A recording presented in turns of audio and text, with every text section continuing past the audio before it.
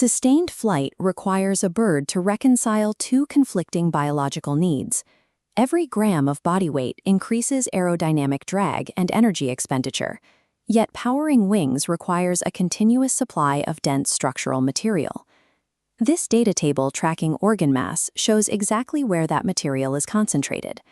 In species like the domestic chicken, skeletal muscle and connective tissue make up nearly 38% of the bird's mass. In a mallard duck, that figure tops 41%. Beyond muscle, the plumage represents a massive protein sink. This table details the quantitative importance of feathers across species. In the bald eagle, feathers alone account for over 14% of the entire body weight in pure keratin protein. Maintaining these structures requires a specialized protein economy. This high-flux biological system depends on a precise balance between exceptionally high rates of tissue synthesis and constant rapid degradation. To understand how this economy operates under the pressure of flight, we will follow a pool of amino acids from the moment of ingestion.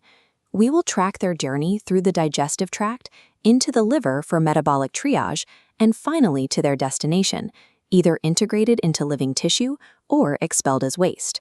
For a bird to fly, migrate, and reproduce, it must process dietary proteins at higher velocities and neutralize toxic chemical byproducts more efficiently than terrestrial mammals.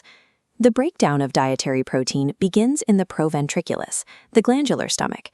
Here, a highly acidic environment denatures the incoming proteins, unwinding their complex structures so that the enzyme pepsin can begin severing the amino acid chains. The material then moves into the gizzard for mechanical processing.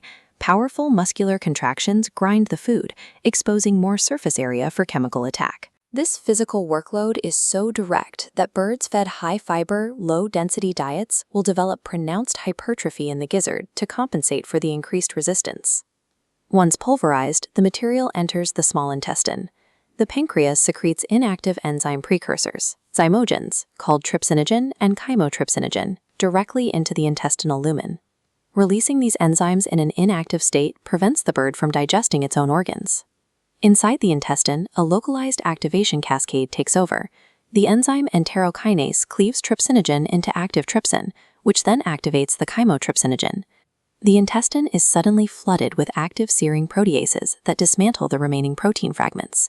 This chart captures how that breakdown accelerates as it moves through the tract. By the end of the duodenum, 60% of the protein is digested. This rises to 85% in the jejunum and reaches 93% by the end of the ileum.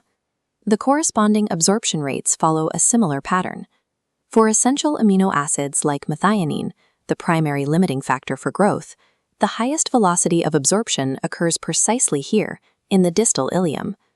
The intestinal lining is equipped with PEPT1 transporters.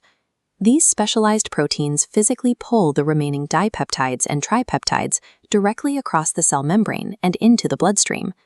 This extraction gradient ensures that the vast majority of dietary nitrogen is captured. Once across the intestinal wall, these free amino acids enter the portal vein and head straight for the liver. At the liver, the amino acid pool undergoes metabolic triage. The hepatic tissue acts as a central sorting facility, determining whether these molecules will be used as structural components, burned for energy, or discarded. If the bird needs specific non-essential building blocks, the liver performs transamination. Enzymes transfer nitrogen-containing amino groups from one molecule to another, synthesizing dispensable amino acids from whatever nitrogen is available. If the bird requires fuel during migration or fasting, the liver performs deamination. This involves stripping away the nitrogen group entirely. The remaining carbon skeleton is used in gluconeogenesis to produce glucose, while the isolated nitrogen is cast off. That isolated nitrogen presents an immediate hazard. It rapidly bonds with hydrogen to form ammonia, a compound so toxic it will destroy neural tissue if allowed to accumulate in the bloodstream. Even as it manages this hazard, the liver synthesizes essential circulatory proteins. It continuously produces albumin to regulate osmotic pressure and fibrinogen for blood clotting, releasing them into systemic circulation. These competing demands define the primary constraint of avian evolution. The bird must neutralize toxic ammonia without the weight penalty of water retention. While mammals convert ammonia into urea, which is safe but requires heavy fluid storage, birds route nitrogen into a water-insoluble alternative. The difference in complexity is clear. Birds utilize the multi-step purine synthesis pathway, meticulously stitching nitrogen and carbon atoms together to create an intermediate molecule called inosine monophosphate, or IMP. From the IMP bottleneck, the molecule is processed into xanthine.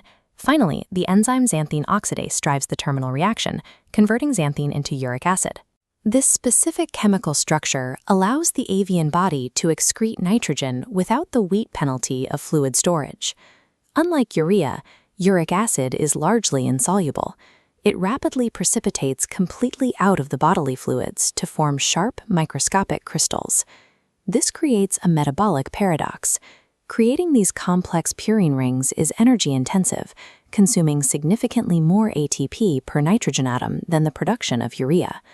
The bird accepts this high energy cost because the resulting weight savings are vital for flight. Furthermore, this insoluble waste allows for survival inside a hard-shelled egg, where a soluble byproduct like urea would reach lethal concentrations. Uric acid simply crystallizes harmlessly within the shell. This reliance on uric acid, or uricotelic, is a fundamental trade-off. The bird pays in energy to achieve the low physical mass required for the avian life cycle. Once synthesized in the liver, these uric acid crystals are transported through the bloodstream to the kidneys for immediate clearance. Because uric acid is insoluble, it cannot be filtered effectively through the glomerulus. Instead, the avian kidney relies on active tubular secretion. Specialized cells actively pump the solid urate crystals out of the capillaries and directly into the nephron lumen. From the kidneys, the urate is pushed into the cloaca. Here, it mixes with digestive feces from the intestinal tract. Before expulsion, birds utilize retrograde colonic flow. Muscular contractions push the material backward into the colon and ceca, providing a final opportunity for the body to reclaim water and electrolytes. The white paste visible in these droppings consists of concentrated uric acid crystals, a material often misidentified as calcium. The result is a system of specialized transport and reclamation that achieves near-perfect water conservation while minimizing carried mass. While the liver manages waste, structural building blocks are routed to the flight muscles. Here, fractional synthesis rates remain high to repair the mechanical damage caused by the intense forces of movement. Total muscle mass is the net result of synthesis and degradation. Looking at this data, the impact of nutritional status is clear.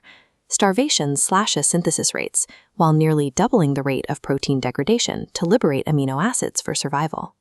Age also influences this balance.